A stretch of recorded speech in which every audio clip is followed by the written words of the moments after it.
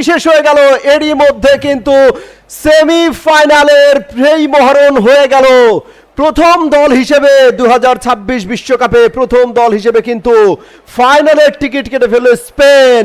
2-0 গোলের ব্যবধানে ফ্রান্সকে হারিয়ে স্পেন চলে গেল সেই ফাইনালে। 2010-এর বিশ্বকাপের পুনরাবৃত্তি হবে কিনা সেটি দেখার বিষয় রয়েছে। সেই ফাইনালে চলে গেল কাঙ্ক্ষিত লামিন ইয়ামালের স্পেন। একে রীতিমতো মাথা নিচু করে কাঁদতে কাঁদতে মাঠ ছাড়ছেন কিলিয়ান এমবাপ্পে। নিজের প্রথম বিশ্বকাপ জিতেছেন, এরপরে দলকে কিন্তু ফাইনাল খেলিয়েছেন। 18 বিশ্বকাপে 18 বিশ্বকাপে জয় পেয়েছেন, 22-এর বিশ্বকাপে ফাইনাল খেলেছেন, 26-এর বিশ্বকাপে কিন্তু সেমিফাইনাল থেকে বিদায় নিতে হলো। দুর্দান্ত বাজে খেলেছে, অসাধারণ বাজে খেলেছে, একেবারে রীতিমতো বাজে খেলেই হেরেছে। আমি বলবো এই ফ্রান্সকে পাত্তাই দেয়নি স্পেন।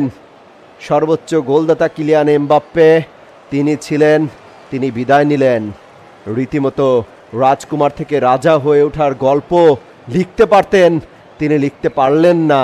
তিনি এই সেমিফাইনালের মতো ম্যাচে কোনো গোল পেলেন না, রীতিমতো কান্নায় ভেঙে পড়লেন।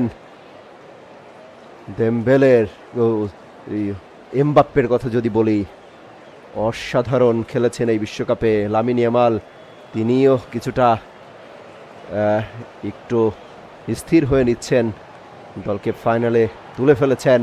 এরই মধ্যে আগামীকাল খেলা হবে আর্জেন্টিনা বনাম ইংল্যান্ডের মধ্যকার ম্যাচ। যে দল জিতবে তার সাথে 19 তারিখে মহরণ। ফাইনাল খেলবে স্পেন, লামিন ইয়ামালের স্পেন। অবিশ্বাস্য, খুব বেশি একটি পরীক্ষা কিন্তু দিতে হয়নি এই স্পেনকে। ফ্রান্সের কাছে এমবাপ্পে কোনো পরীক্ষাই নিতে পারেনি, রীতিমতো দর্শকের মতো ভূমিকা পালন করেছে আজকের ম্যাচে।